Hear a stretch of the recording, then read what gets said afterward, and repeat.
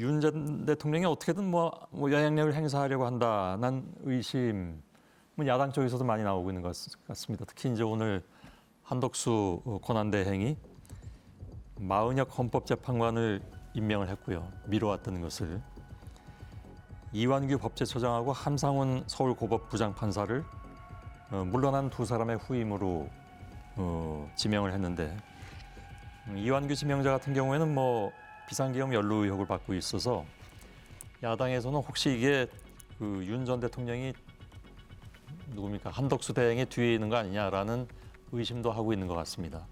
어떻게 보십니까? 예, 한덕수 대행은 대통령 대행이 아니고 내란 수계 대행이에요. 스스로 그거를 저는 오늘 공개적으로 천명했다고 보고요. 예. 지금까지 마은혁 헌법재판관을 임명 안 한 논리가 여야 합의가 없어서 안 한다고 했습니다. 예.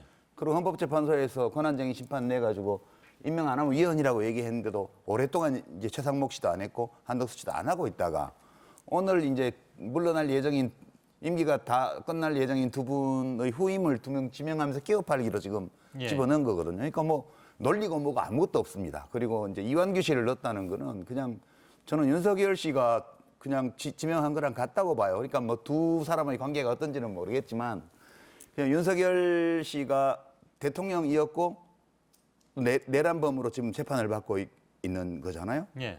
이중의 정체성을 가지고 있었는데 한덕수 씨는 대통령의 대행이 돼야 될 사람이 내란 수계의 대행을 하고 있다는 걸 지금 보여주는 거고 이거는 저는 헌법재판소가 지난번에 탄핵 기각할 때 한덕수 씨에 대해서 위헌이지만 한 일이 위헌이긴 한데 파면할 만큼 중하지 않다는 이유로 기각을 했던 거거든요. 그렇게 함으로써 헌법재판소가 단초를 제공했고 고위공직자들이 헌법은 그냥 적당히 여기면서 원래 하는 거야. 해도 돼. 이런 인식을 헌법재판소가 줬다고 봐요. 그 결과고 이런 정말 희한한 일이 앞으로도 아마 2달 동안 계속 벌어질 거라고 저는 생각합니다. 금 변호사께 드리겠습니다. 이걸 다시 가지고 권한대행이 헌재 재판관을 임명할 수 있냐 없냐 또 국민들이 법리를 따지게 되는데 사실 그런 거를 떠나서 정말 이해하기 어려울 정도로 무책임한 행태라고 사실 생각을 합니다. 한덕수 총리는 굉장히 오랫동안 관료 생활을 했고 정치에도 경험이 많은 사람인데 지금 상황에서 이 헌법재판소의 파면 결정 직후에 이런 인사를 하면은 어떤 일이 벌어질지 불을 보듯이 뻔하잖아요. 저는 야당이나 여당을 떠나서 사실 제가 여기 오신 분들 중에서 가장 중도층이라고 생각을 하는데 그냥 국민의 입장에서 볼 때 인재 어려운 고비 하나 넘기고 6월 3일까지 짧은 기간이지만 여야가 앞으로 우리나라를 어떻게 끌고 갈 건가 좀 그런 어떻게 보면 미래를 보는 얘기를 해줬으면 좋겠는데 이 임명 때문에 또 한참 동안은 서로 싸우면서 갈 거거든요. 저는 진짜로 한덕수 총리가 자기가 어쨌든 지금 이 국가를 대표하는 자리에 있고 국민 전체를 생각했다면은 이건 해서는 안 되는 일을 지금 한 거다. 그렇게 생각합니다. 저도 제가 중도인 줄 알았는데 저랑 되게 비슷하게 생각하는데요. 저는 사실 이번 그 계엄 이후 이 전국에서 정말 이해가 안 되는 게 그 고위 관료들이었어요. 한덕수 권한대행 그리고 최상목 권한대행이었는데 국민의힘 정치인들은 어쨌든 자기 이해관계가 걸려 있다고 볼 수 있어요. 자기 이해 계산에 따라서 행동했다고 볼 수도 있거든요. 대통령이 어떻게 되든지 말든지 어쨌든 나는 지지층한테 어필해서 다음번 총선에서 내 자리를 확보하겠다 또는 당권을 확보하겠다 이런 계산 아래에서 움직였다고도 생각할 수도 있는데 이 관료들 권한대행을 맡고 있는 이 중요한 관료들은 도대체 왜 저렇게 행동하는지 도저히 이해가 안 되고 이건 복지부동이나 무책임 정도를 넘어서서 우리나라 헌정 질서를 무너뜨리는 데 일조한 그런 의미라서 너무 뻔뻔하다고 생각을 하고 있고요. 지금 한덕수 권한대행이 실제로 윤 전 대통령과 무슨 관계에 있는지는 알 수는 없으나 어쨌든 공직자로서 절대 해서는 안 되는 너무 모렴치한 행동을 지금 하고 있는 거다라고 생각합니다. 두 분께서 서로 중도라고 말씀하셨으나 사실 상식을 기준으로 하면 거기에 진영 논리는 필요 없다고 생각하기도 하는데 두 분은 아마도 상식을 기초해서 말씀하셨다고 생각할 수 있을 것 같습니다. 근데 아마 허 기자는 또 다른 생각을 가지고 계실지도 모르겠습니다만 저는 사실은 제가 중도 보수에 가깝다고 생각을 하는데 그래서 예, 알았습니다. 네, 저 혼자 빨갱입니다.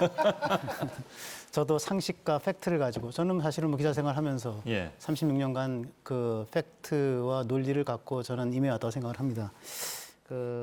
그런데 우리 금 변호사님은 법률가잖아요. 네, 헌법에 그 대통령 고리 시에 권한대행 국무총리 그리고 그것을 승계받는 국무위원들이 대통령의 권한을 행사한다라고 이렇게 돼 있지 않습니까? 헌법 몇 조죠? 네, 돼 있는데 그러면 지난번 고리시라고 해석될 만한 때는 왜 그 권한을 행사하지 않고 이번에 행사했느냐라고 질문이 있을 수 있는데 대통령이 탄핵 소추된 것은 고리라고 볼 수 없기 때문이라고 하는 게 대다수 헌법학자들의 의견이었어요. 그러니까 대통령이 탄핵 소추된 상황에서는 아직 윤석열 대통령이라는 호칭이 붙어 있기 때문에 고리가 아니다. 다만 지금은 탄핵이 인용이 돼서 직에서 파면됐기 때문에 전직 대통령이 돼서 고리가 된 것이다. 따라서 고리 시에 대통령의 권한을 행사하는 것이다라고 하는 것이 이번 인사권 행사의 배경이라고 저는 생각을 하고요. 예. 그다음에 이제 정치적으로 보면 저는 그 민주당이 지금 진행하고 있는 윤석열 전 대통령에 대한 탄핵 그리고 탄핵 이후에 진행되고 있는 여러 가지 이게 내란 종식을 슬로건으로 하는 여러 가지 움직임들이 있지 않습니까? 국민의힘 무력화가 있을 거고요. 그다음에 보수 괴멸. 그래서 소위 문재인 정부 때부터 시도했던 보수 대청소 주류 교체 작업이라고 하는 것을 지금 민주당이 하고 있다라고 하는 판단을 한덕수 대통령 권한대행 국무총리가 하고 있다고 봅니다. 예, 알겠습니다. 그 결과를 보면 그 네. 끝에는 뭐가 있을까? 국민의힘 무력화라고 하는 끝에는 뭐냐면 국민의힘에 대한 내란 정당이다. 따라서 이건 위헌 정당 해산 심판을 청구한다는 것까지 한덕수 총리가 개선을 하고 있다고 보고 그래서 위헌 정당 해산을 막기 위해서 저는 헌법재판소의 구성원들의 변화를 가져왔다 이렇게 생각합니다. 제가 한 말씀만 더 붙일까요? 예. 저는 한덕수 씨의 오늘 행위는 헌법을 능멸하고 주권자인 국민을 농락한 행위라고 봅니다. 왜냐하면 헌법재판관은 대통령, 국회가 3사람씩 지명을 하고 그 대통령이 한 번 더 사법부를 거쳐서 대법원장이 3사람을 하도록 이렇게 해놨습니다. 이 얘기는 사실은 정치적 정통성을 부여하기 위해서 헌법에 그런 조항을 둔 거예요. 예. 국민이 직접 선출한 국회, 국민이 직접 선출한 대통령, 그리고 국민이 선출하지는 않았으나 독립성을 헌법과 법률에 의해서 인정받고 있는 대법원. 이렇게 준 거거든요. 근데 지금 60일 후면 새로운 대통령이 뽑히게 돼 있는데 예. 권한대행이 지금 이걸 한 거예요. 저는 이거는 저는 한덕수 씨를 제가 총리로 모시고 일을 했던 적이 있기 때문에 예. 한 19년 전에 너무너무 잘 압니다. 저는 이 사람이 내란의 공범이 아니면 이런 일을 할 리 없다고 생각해요. 최상목 씨도 마찬가지고요. 예. 그래서 오늘 한덕수 씨의 이 행위는 내란의 정치적 종결은 6월 3일 날 될 수 있겠으나 법률적 종결을 하는 데까지는 무척 힘든 과정이 우리 앞에 놓여 있는 것 같다는 것을 알려주는 징표로 저는 해석을 하고요. 예. 뭐 별로 흥분할 일은 아니고 계속해서 이 비슷한 일들이 앞으로 2달간 벌어질 것이다 이렇게 보고 좀 마음의 준비를 우리 모두 해야 되겠다 그런 예. 생각을 좀 합니다.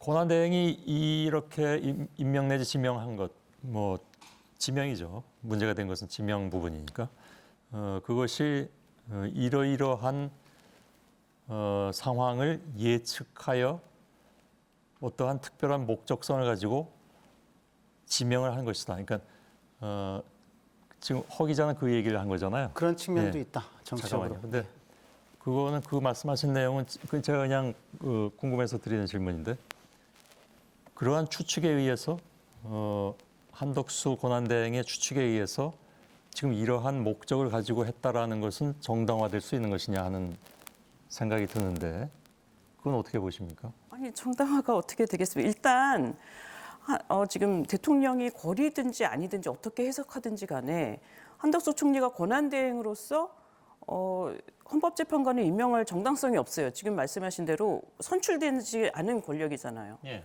그런 점에서 일단 정당하지가 않다고 생각하고 그다음에 제가 지난번에도 나와서 어떤 정치적인 성향에 따라서 판결을 내릴 것이다라는 거를 너무 과신하면은 그런 사법부에 대한 불신이 굉장히 높아지는 건데요.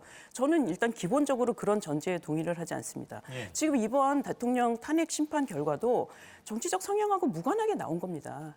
헌법적인 그 판단을 가지고 만장일치가 나온 것처럼 예. 그걸 믿어야지 누구를 재판관으로 만들어서 위헌 정당을 하지 않게 만들어야지. 저는 그런 생각 자체가 좀 불신을 너무 부추기는 거라고 생각합니다. 예. 아니, 저도 여기서 한 말씀을 드리고 싶은데 정말 허 기자님 말씀하신 대로 이 민주당 측에서 나중에 국민의힘에 뭐 정당 해산 청구까지 할 가능성이 있고 그거를 막기 위해서 뭐 헌법재판관을 이 어떤 좀 그걸 막을 만한 사람을 넣는다고 본다면 정치적으로 해석을 했을 때 지금 오늘 이런 분들을 임명을 했기 때문에 오히려 그쪽으로 가는 거거든요. 그리고 사실은 유 작가님 평소 존경하지만 사실은 또 이 일이 끝나고 나서 국민의힘에 속해 있거나 지금 고위직에 있는 분들한테 내란 공범이라는 말을 너무 많이 붙이는 거는 좀 신중해야 되지 않을까 하는 생각인데 예. 이런 일이 자꾸 일어나면 그런 게 더 강해집니다.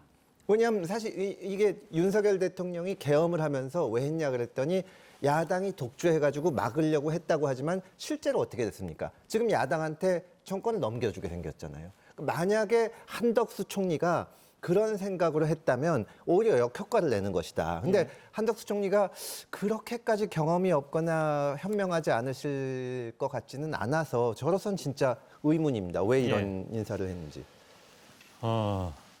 중도신 것 같습니다. 말씀대로. 네. 제가 표를 줘야만 알겠습니다. 대선에서 이길 수 있습니다.